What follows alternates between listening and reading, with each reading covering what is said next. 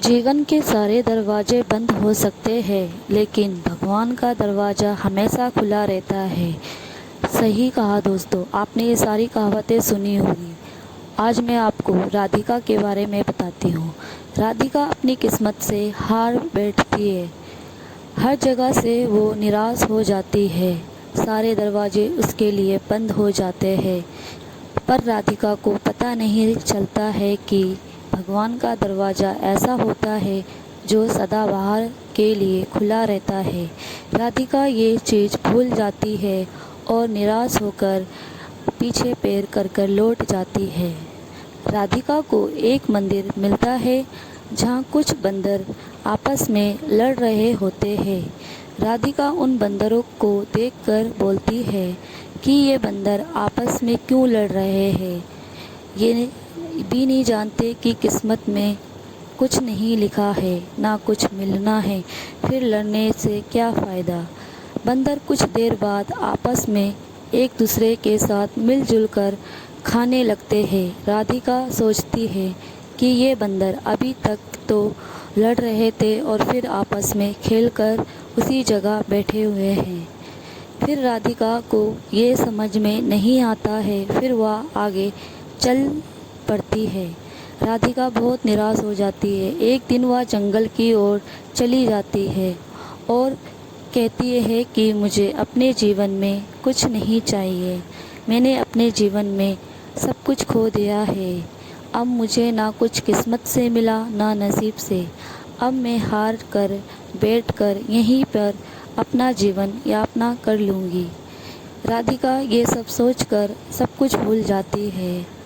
एक दिन उस जंगल में आग लग जाती है और जंगल में आग लगने के कारण सब कुछ ख़त्म हो जाता है। राधिका फिर निराश हो जाती है और कहती है कि अब तो इस जंगल ने भी मेरा साथ छोड़ दिया, अब मैं कहाँ जाऊँ।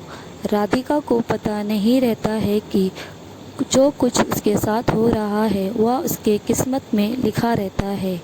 कुछ चीज़ दोस्तों किस्मत में होना ही अच्छा होता है। राधिका ऐसे करते बहुत दूर पहाड़ के ऊपर चली जाती है। उसे वहाँ एक बूढ़ा आदमी मिलता है और कहता है, बेटी आप इतनी दूर ऊंचाई पहाड़ पर क्या कर रही हो। राधिका उसे अपनी सारी कहानी उस बूढ़े इंसान को बताती है। वह इंसान उससे कहता है कि निराश होने की ज़रूरत नहीं है, आओ मैं आपको अपने महल में ले चलता हूँ।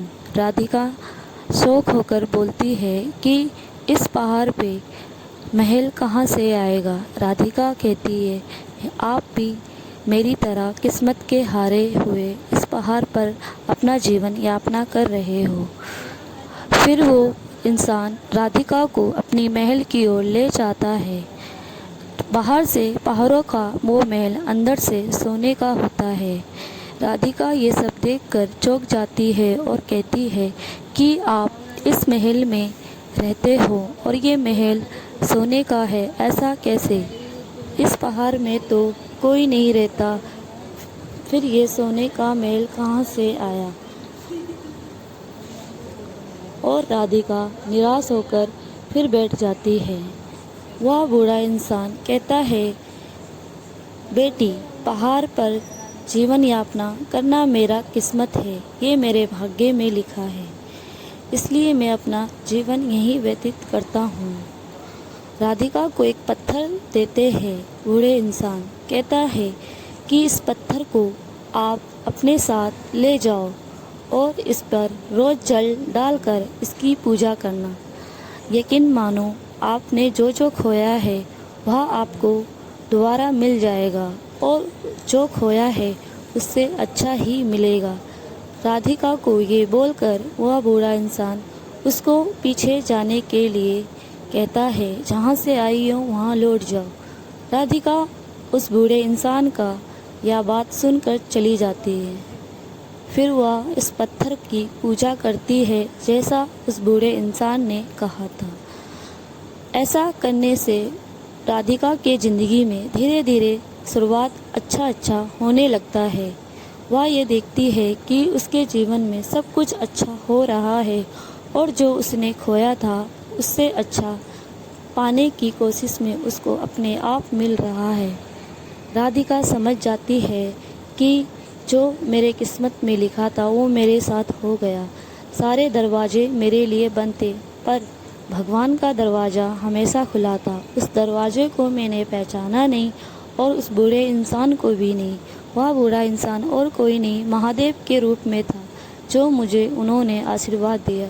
इसलिए दोस्तों, सारे दरवाजे बंद हो जाते पर भगवान का दरवाज़ा हमेशा खुला रहता है।